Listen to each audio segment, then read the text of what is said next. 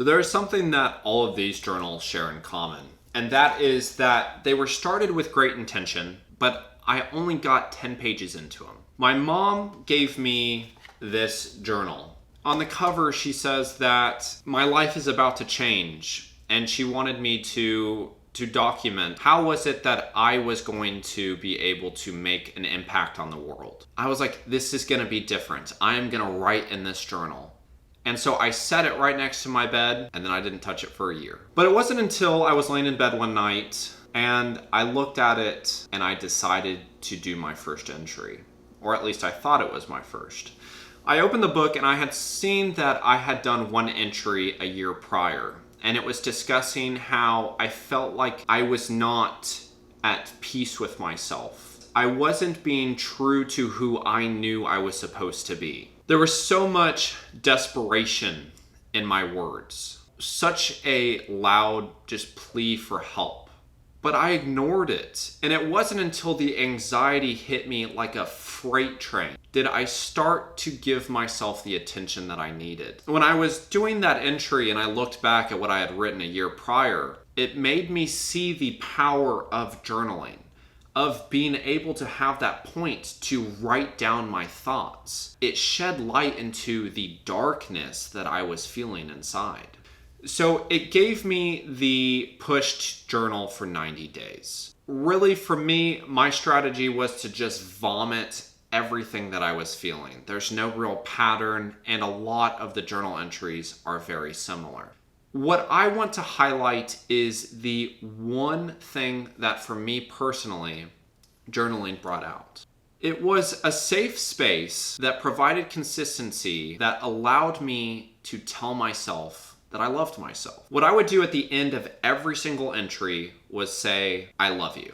And at first it was hard because I didn't believe it. It wasn't something that I had ever said to myself before. And it wasn't until the end of my 90 days did I start doing entries simply because I wanted to tell myself that I loved myself. I began believing it. I can now say openly and honestly that I'm in love with myself. I love myself. I'm proud of myself. There's so much growth that I have done because of journaling, because of opening myself and being able to use the power of the written word. What happened after the 90 days?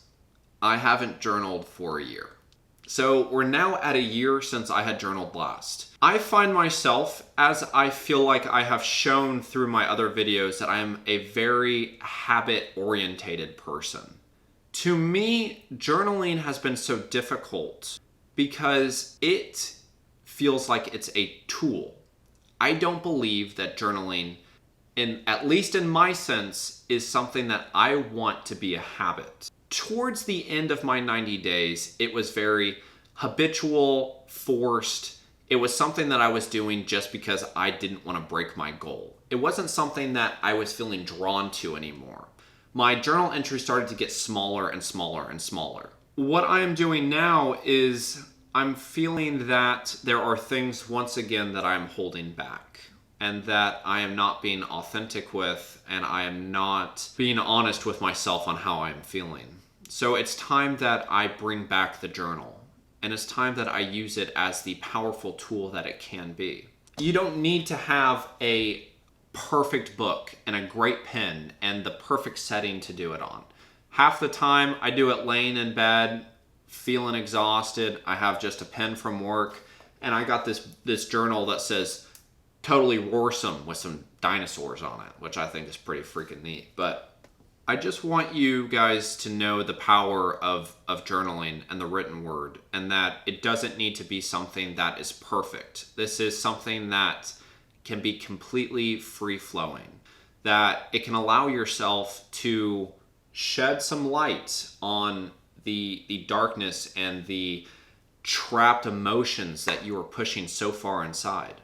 And it can also be things that help you track calories or your weightlifting or your dreams and aspirations or whatever the case may be.